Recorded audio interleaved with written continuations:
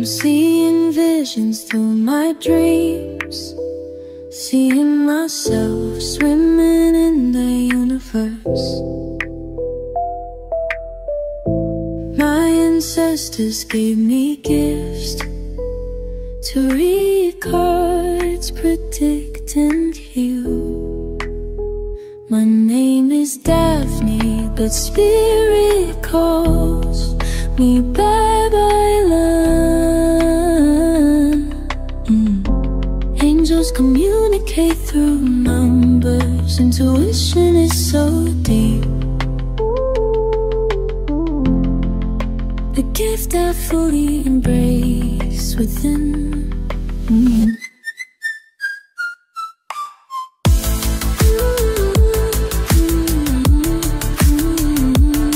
Hi everyone, welcome po sa inyong almost personal reading. So I want you to know that this is a general reading. You may resonate po sa buong reading na ito or baka konti lang. Take what's only yours. And kung ngayon nyo lang napanood ito, no? The message is meant to find you because this is a timeless reading naman. So let's start. You got a feeling that you just can't shake. So parang sinasabi dito na meron tayong mga bagay na hindi natin parang taing-tai tayo, no? Malaman, taing-tai tayo, gawin, taing-tai tayo, itanong. There's something inside, no? Na parang hindi ito tama. I have to do something. I need to ask this. I need to probably say it. Parang nangangate, no? Ang ating kamay, nangangati ang hindi para kumuha ng gamit, nangangati ang ating kamay para mag-text, nangangati ang bibig natin para magsalita, ang dila natin, no, to ask a thing. Parang sinasabi dito ni universe is listen, no? Do it. Probably not in a direct manner or in an aggressive manner, but you can probably do things in a subtle, no? It may also be through symbols, songs, poem, no? Huwag ka lang magbabandal, ha? Post mo na lang. Huwag mo naman iparating yung message at nag-vandal ka sa pader. So, baka makasuhan tayo nun, no? With the Empress. I think that it could be you, it could be your person. Again, you can switch the energies. What I am reading is the dynamic. Someone here probably feels like medyo na gusto mong itanong siguro, may gusto ka ba sa akin? Dahil parang feeling mo, napapansin mo na lagi itong person na ito, nakamasid sa'yo, no?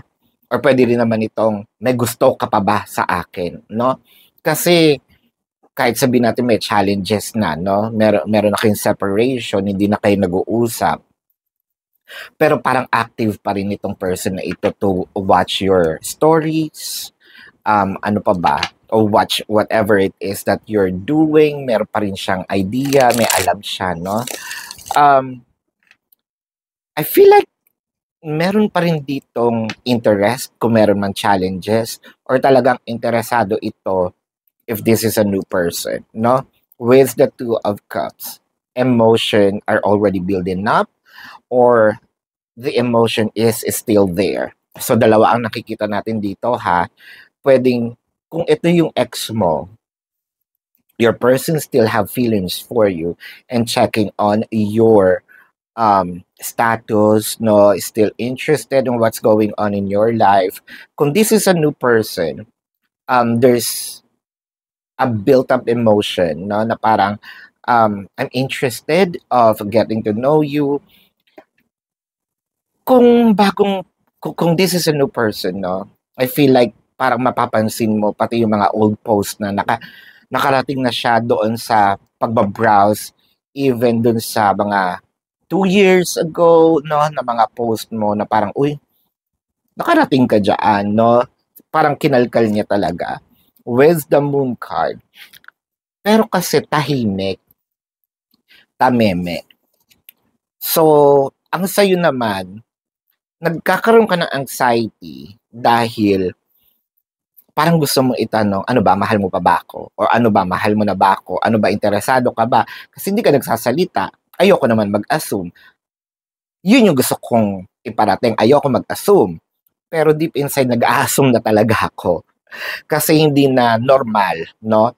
Hindi normal yung pagbisita, no? Sa aking walls, sa aking stories, pagre-react. It becomes a routine. It's very obvious and somewhat I'm liking it or I'm still liking it. Um, Actually, inaabangan ko nga siya. And parang sinasabi mo dito, it inspires me, no, to post more, inspires me to do more with the full card and a page of one. So, ang nakikita natin dito, chances are, this could be a new person kasi the full card here is the startup, no? Or pwede rin namang, I want to start again. One thing is for sure, someone is really watching you on your social media account. This person uh, may have, no, an age gap with you. It can be a May December love affair. Baka konti lang din yung gap. If we are not talking about the numbers, we might be talking about the maturity of the person. Baka someone, no, might be a little immature. It could be you, the immature, or siya, dahil hindi naman siya nagsasalita. Pero with the page of wands, I feel like tutok na tutok ito. Parang wala siyang gustong gawin, no? Ni ayaw manood ng Netflix, parang ikaw ang kanyang entertainment. Oh, the artista ka na ngayon.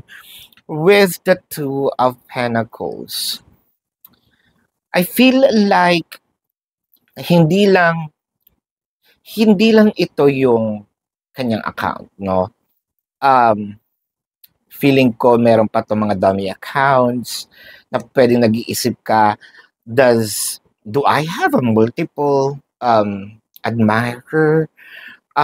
Pero feeling ko isa lang itong person na ito, just using and probably testing you, no?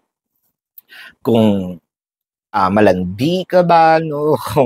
if this is a new person, probably this person still is testing you kung you're entertaining someone, kung you're easy to get. If this is your ex, ang nakikita natin dito is itinetest niya ang bango ng lotion ko. Kung tinetest niya is kung you're opening, yourself to someone new na, with the Three of Swords and the Knight of Pentacles. So, if this is an ex, masasaktan ito, no? Kapag kinausap mo yung dummy account. With the Knight of Pentacles in here, parang siya kasi, it's more of, I still love you, I still want to, rekindle the love.